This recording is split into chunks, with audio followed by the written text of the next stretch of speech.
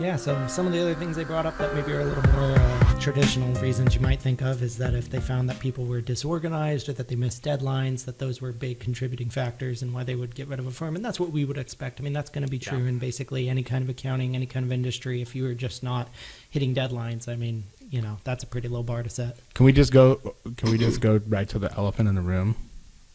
Yes. Uses too much paper. I only say only 24% though. I know, right? Only 24% would. Yeah. I only say that because the old firm I was at was paper, and I hate paper. Yeah. It gives me nightmares of paper. But I mean, I think it goes back to the thing that we were talking about earlier. You know, if you're that, you know, and maybe ageist to say this, but if you're close to retirement age, are you doing stuff in paper? Why would this works? Why would I want to change this? Yeah. It seems so natural to us to not be using paper, Right. to be so paperless on everything we do that it's like, it's hard to see that as a competitive advantage at this point. Yeah. Right. Yeah. But I mean, I guess, you know, it's like anything else, right? We're creatures of habit and like, you know, of schedule, you know, or a routine, I guess. Right. So if you've been grinding the same routine for 25, 30 years. Well, and as much as we need to move away from it, there is something that is a little bit, you know, I don't know. There's something good about looking at all the papers laid out and being able to walk your way through them and whatnot. And, you know, we need everything in technology and to be real time and that sort of a thing. But, yeah, I can see why there's still so many firms that try to use so much paper because it is still something that It's easier to read and like read and, tactile and, you set know, them you up can put side your by finger on side it and you know. I mean, I get it, but it's so inefficient in so many other ways. Yeah. I thought what you were going to say about the elephant in the room is about the item of being disorganized. Oh, yeah. Yeah. What do you guys? I mean, it seems obvious that if your accounting firm is disorganized, that would be a criteria for firing them or not referring them. But well, I think it goes back to the same thing about the errors, right? If you're disorganized, nobody should really know. You know, like if you're, you know, if that's just your MO at your office or whatever.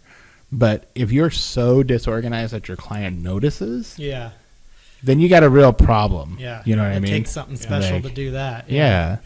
Yeah. And I think it probably goes back to the same thing of like being responsive. Yeah. Disorganized. What does that mean? Did he not show up for his meetings? Did he not? Is he not? You know that. Is Did he the send me responsive? another client's work papers? Right. Which Right. I've done that myself. Can we cut that part of the podcast? It's the most embarrassing thing in the world to do it. I mean, everybody's. Sitting If you've the worked wrong in schedule, if you've worked in an accounting firm, you've done it before. You've Yeah. hit send Yeah. to somebody different, you know. But it never feels good. Yeah. You know. Yeah. Well, and I think probably the more, I mean, those are the more like extreme and, you know, embarrassing moments that could happen. I think the more common things that clients perceive as disorganized, and not just perceive, but it is a form of disorganization, is when we ask the same questions more than once, or Right. you know, we don't ask questions at the right time, right? You and I were talking the other Yep. day about the timing of when you ask questions and how clients look at that. And you know, there is this trade-off between not wanting to bombard a client with too many questions all at once so that they just shut down, and yet not wanting to bleed out the questions for so long that you know, at the tail end of the project they're still getting questions that they could have been asked at the beginning of the project, and they're wondering, you know, are they starting all over again or something, right? Yeah. And so I think a lot of that kind of stuff is what plays into people looking at a firm as being disorganized. The elephant in the room piece of it, though, is that often that disorganization is in response to the client's own disorganization, right? And fair enough, though. I mean, they're hiring us as a service. We're supposed to be, as the accountants, the organized ones, right? But I think that there's a funny thing that happens when you're doing services for people, is that when you're serving people, you often end up starting to mirror them, you know, almost as a way to try to provide better service, right? You're trying to relate to them. You're trying to kind of go at their pace. You're trying to kind of do things in their way and kind of work in their flow.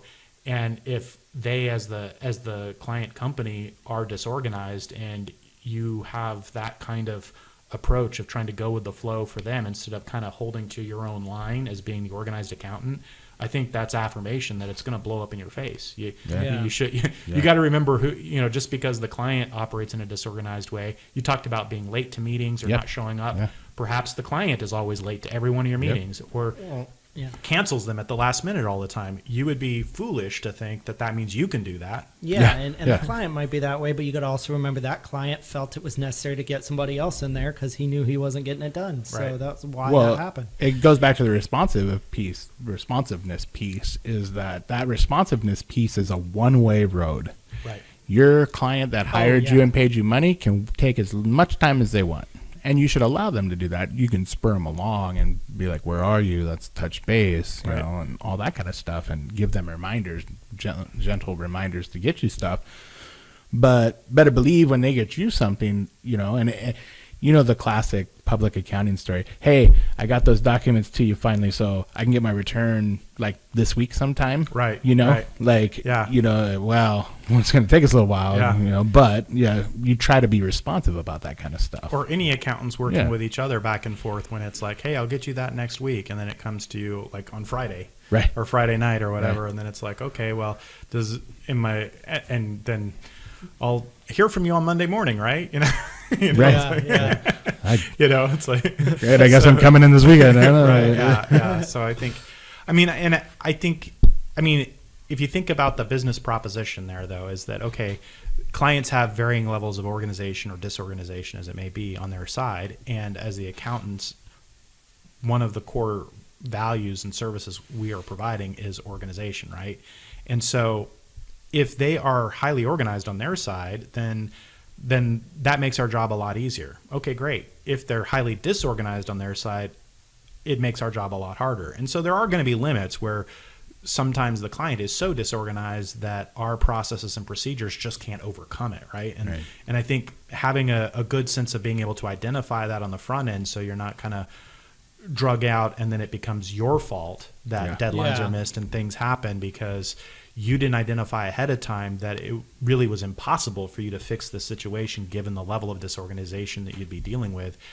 That requires the experience of scoping your projects ahead of time and really thinking through that before you jump in and you essentially take on that liability. I always say, you know, getting more clients is great. That's you want more clients with good fees. You don't necessarily just want more clients period. You want more clients with the right fees and the kind of work you want to do, right?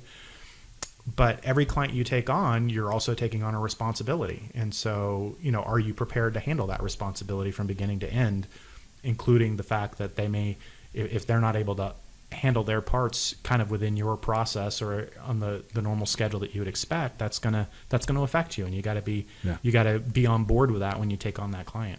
Absolutely. yeah. Or adjust your pricing, right?